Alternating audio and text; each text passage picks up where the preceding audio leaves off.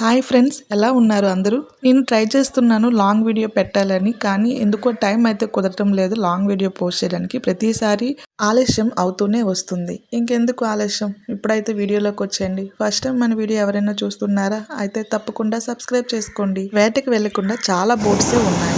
వేట చేసి వచ్చిన తర్వాత వాళ్ళను ఈ విధంగా క్లీన్ చేసుకుంటారు. బోట్ వస్తుంది చూడండి, వాళ్ళు ఏం చేపలు తీసుకుని వచ్చారో చూద్దాం.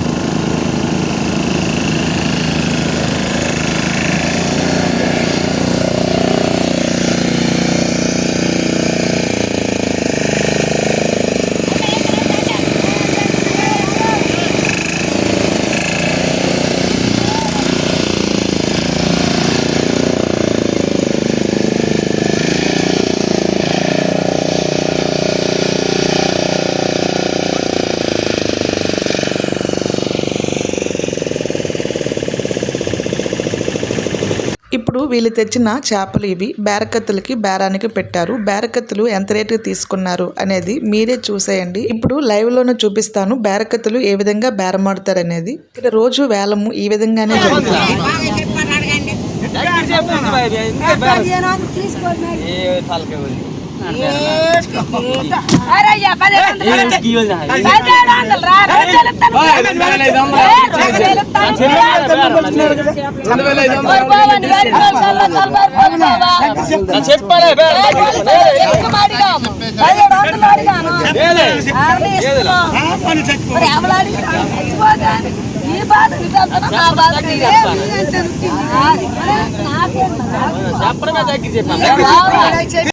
లాస్ట్కి 1500 రూపాయలకి అయితే బేరకత్తులు చేపలను తీసుకున్నారు. ఇప్పుడు ఈ సింకంలోని చేపలను మొత్తాన్ని 1000 రూపాయలకి అయితే తీసుకున్నారు. బొంత చేప ఒకటే 400 రూపాయలకి తీసుకున్నారు. బొంత చేపతో పాటు మిగతావి కడగరపార్లు అని అంటారు, ఇంకోటి రెడ్ స్నాపరు, వీటన్నింటినీ కూడా 1000 రూపాయలకి తీసుకున్నారు. ఇప్పుడు మత్స్యకారులు అందరూ కూడా 1 డే వేట చేస్తున్నారు. ఎర్లీ మార్నింగ్ 4కు వెళ్ళి ఆఫ్టర్నూన్ 2 o'clock వేట చేసుకుని తెచ్చిన చేపలు ఇవి. మరో బోటు వచ్చింది. ఈ బోట్లో ఏం చేపలు ఉన్నాయో ఇప్పుడు మనము చూసేద్దాం. ఇప్పుడు చేపలను సింకాన్ని బయటకైతే తీస్తారు. ముందు పెట్టగానే బేరకత్తులు అందరూ వచ్చారు. ఇప్పుడు ఈ చేపలలో ఎక్కువ కడగరపార్లే ఉన్నాయి. ఇంకా వీటిని జత ఎంత రేటుకి అనేది ఇప్పుడు మీకు నేను చెప్తాను. చేపల్లో ఒక రెడ్ స్నాపర్ కూడా ఉంది, అదైతే 600 రూపాయలకి ఇచ్చారు. ఇంకా నల్ల మీను జత ఉంది, వాటిని 300 రూపాయలకి ఇచ్చారు. దీన్ని కిచ్చులు అని అంటారు.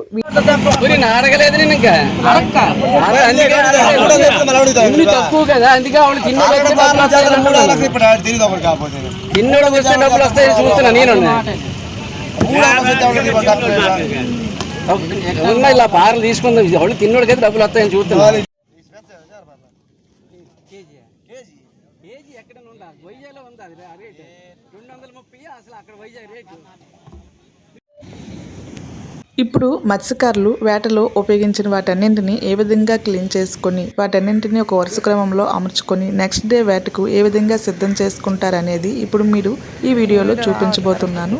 వీటిని గాలాలు అంటారు. ఈ విధంగా గాలాలను లైన్గా వేటకు వెళ్ళేటప్పుడు ఒక క్రమ పద్ధతిలో ఉంచుకొని సులువుగా చేసుకోవడానికి ముందుగానే ఈ విధంగా పెట్టుకుంటారు. వీటిని 12 నెంబర్ గాలాలు అంటారు.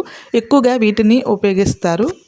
ఈ గాలాలు చాలా ప్రమాదకరం గుచ్చుకుంటే, అందువల్ల వీటిని జాగ్రత్తగా పట్టుకోవాలి. ఈ విధంగా వీటన్నింటినీ ఒక వరుస క్రమంలో ఉంచుకొని నెక్స్ట్ డే వేటకైతే సిద్ధపరచుకుంటున్నారు.